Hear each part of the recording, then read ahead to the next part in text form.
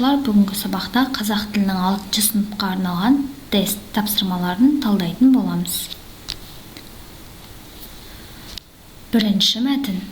Сәлемдесе білеміз бе? Есікті ашқан кісіге ең алдымен не деу керек?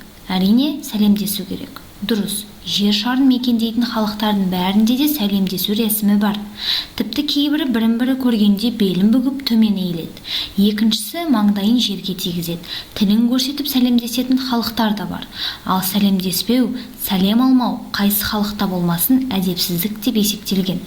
Өйткені сәлемдесу рәсімінде мен сізді көргеніме қуаныштымын, өзіңізді сыйлаймын, сізге барлық жақсылықты тілеймін, денсаулығыңыз зор болсын деген мағына жатыр. Демек, амандасу жай нәрсе емес. Бірінші сұрақ. Қарамен жазылған сөздің түбірін көрсет. Қарамен жазылған сөйлем бізде сәлемдесу.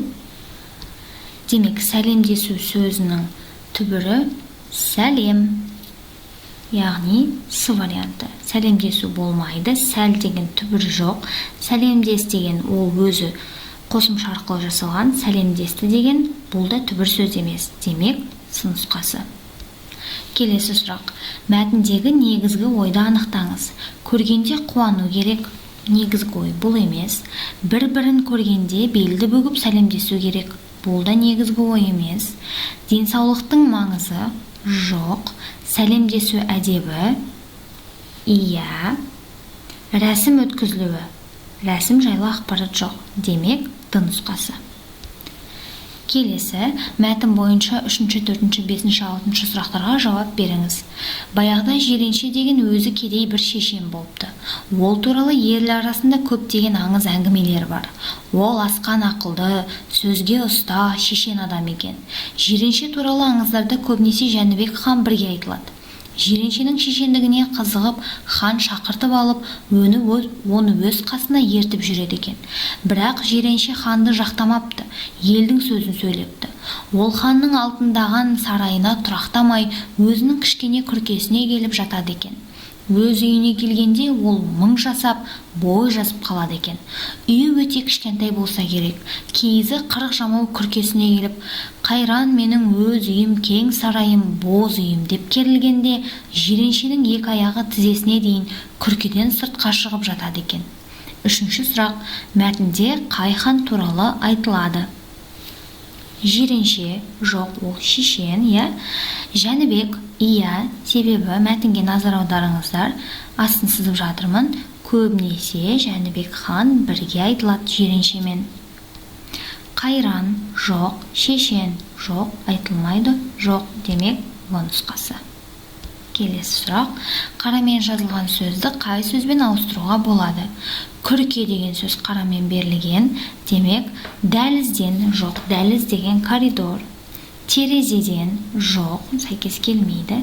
Үйден, иә, күрке деген кішкентай ғана үйді айтады. Даладан, жоқ, қорадан, жоқ. Демек, с нұсқасы. Келесі, қайран менің өз үйім, кең сарайым, боз үйім деген Жиреншенің сөзінен нені байқаймыз? Өз үйін жақсы көргенін, иә, белгілей тұрайық. Өз үйін ұнатпағанын, жоқ. Өз үйін жамандау, жоқ. Өз үйін ойлағанын, жоқ. Өз үйін ойламағаны, жоқ. Демек, 5 нұсқаның ішіндегі ең дұрысы сәйкесі А нұсқасы. Мәтін бойынша Жиренше қандай? Ақылды, шешен, сараң. Жоқ, сараң емес, дұрыс емес. Дана, ұқыпты, сөзге ұста. Оның ұқыптылығы жайлы ешқандай ақпарат берілген жоқ. Сөзге ұста, ақылды, кедей. Иә. Бай, шешен, ақылды. Бай емес. Дана, шешен, жомарт. Жомарттығы жайлы ақпарат берілмеген. Демек, 5 нұсқаның ішіндегі дұрысы сәйкес келіп тұрған ол с нұсқасы. Жіктік жалғауының екінші жағында тұрған зат есімді табыңыз. Жіктік жалғауы дегеніміз, яғни жіктік жалғауының екінші жағы ол сен болады. Жекеше түрі болса сен, көпше түрі болса сендер. яғни жіктік жалғауының екінші жағында тұрған зат есім десе, демек көптік деген сөз болмағаннан кейін біз жекеше түрін іздейміз. Біріншісін көрейік. Сен баласың, келеді. Сен жиенсіз, келмейді. Сен студентпіз, келмейді. Сен келгенбіз, келмейді. Сен адаммын, келмейді. Демек, А нұсқасы. Жіктік жалғау дегеніміз мен, сен, сіз, ол жекеше түрі, көпше түрі, біз, сендер, сіздер, олар. 8-ші сұрақ, амоним болатын сөздер қатарын белгілеңіз. Амоним дегеніміз жазылуы бір, бірақ мағынасы түрлі сөздер. Енді көрейік нұсқа бойынша. 100 қой, амоним бола алады. 100 дегеніміз ол ақша, 100 дегеніміз сан, 100 дегеніміз суда 100. Қой дегеніміз бір нәрсені қой, немесе бір нәрсені жасама деген мағынада, немесе төрттілік мал, немесе орнына қойып қой деген сияқты, я? Қалам, ән дегенде амоним бола алмайды.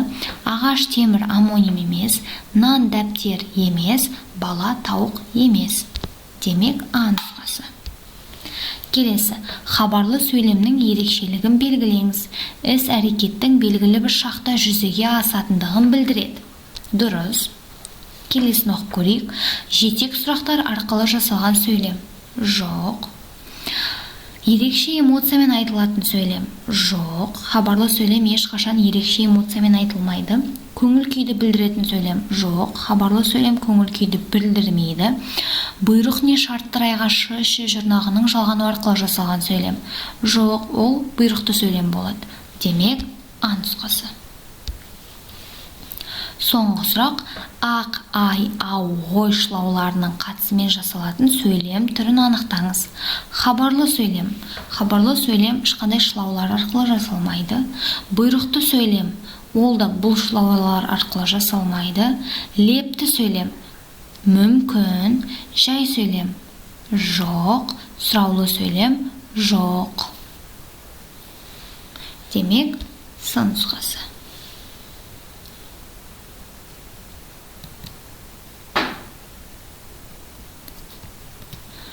Оған мысал келтіретін болсам, мысалы қараңыздар. Қабай.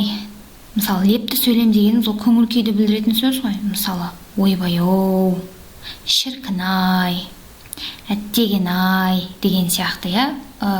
Бір күрсінуді білдіретін мағынада, немесе қуануды, немесе бір сағынышты білдірген кезінде осы шылауларды жалғап қолдануға болады.